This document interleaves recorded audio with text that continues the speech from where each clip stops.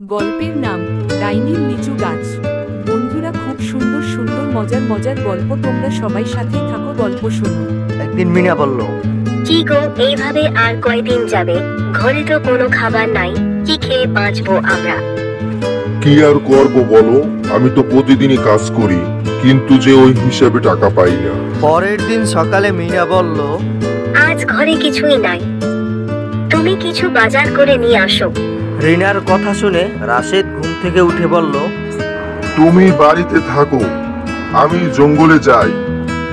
জঙ্গলে গিয়ে কিছু কাঠ কেটে সেগুলো বিক্রি করে সেই টাকা দিয়ে কিছু নিয়ে আসি। ঠিক আছে, যাও। এক সময়ের কথা, গ্রামের শেষ প্রান্তে একটি ছোট্ট কুড়ে ঘরে থাকতো রামু আর তার ছেলে বাবু। রামু ছিল গরিব চাষি। তার বাড়ির পাশে ছিল একটা অদ্ভুত লিচু গাছ। গাছের লিচু ছিল বড় বড়, টক মিষ্টি আর রঙিন। কিন্তু গ্রামের লোকেরা সেই গাছের ধারে কাছেও যেত না, কারণ শোনা যেত সেই গাছের মধ্যে বাস করে এক ভয়ঙ্কর ডাইনি।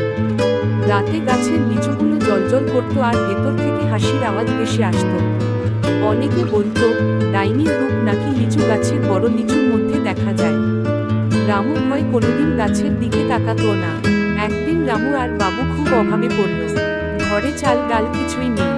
বাবু বলল, বাবা, ওই লিচু গাছ থেকে যদি কিছু লিচু পেড়ে বাজারে বিক্রি করি, তাহলে দিনের খাবার জুটবে।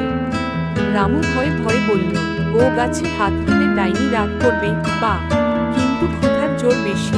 বাবু একদিন সাহস করে রাতে গাছের কাছে গেল। হঠাৎই গাছের ভেতর থেকে এক অদ্ভুত হাসি শোনা গেল। বিশাল এক লিচুতে দেখা দিল এক মুখ। লিচু বলল, কোথায় যাচ্ছিস বাছা? আমার লিচু খাবি? বাবু ভয়ে পেছনে পালাতে গেল। তখনই গাছ থেকে লাফিয়ে নামলো ডাইনি। সেই সবুজ চামড়ার, লম্বা নখওয়ালা আর চোখে আগুনের মতো জ্বলে। ডাইনি রামুকে খুঁজে বের করলো আর চিৎকার করে বলল, আমার লিচু ছুঁতে গেলি কেন? এখন শাস্তি পাবি। রামু হাতজোড় করে বলল, আমাদের ক্ষমা করে দাও ডাইনি মা, আমরা খুব গরিব, দুদিন খাইনি।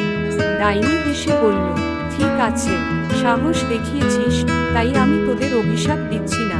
তবে শর্ত আছে, এই লিচু গাছের যত লিচু বিক্রি হবে তার অর্ধেক আমাকে দিতে হবে। রামু রাজি হয়ে গেল। এরপর থেকে গ্রামের লোকেরা বুঝে গেল এই গাছ অভিশপ্ত নয়, বরং রহস্যময়। লিচু গাছের লিচু খুব সুস্বাদু, সবাই কিনতে আসতে লাগলো। রামু আর বাবু দিন দিন সুখে থাকতে লাগলো। আর গাছের লিচু বিক্রির অর্ধেক যেত ডাইনির রাজ্যে, কেউ জানত না সেই লিচু কোথায় যায়।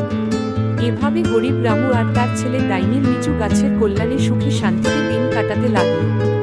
আর গ্রামের লোকেরা বুঝে গেল, ভয় নয়, সাহস আর সততাই সব অভিশাপকে আশীর্বাদে বদলে দিতে পারে। বন্ধুরা, ভিডিওটি যদি ভালো লাগে চ্যানেলটিকে সাবস্ক্রাইব করে দিবা। আমার গল্প শেষ।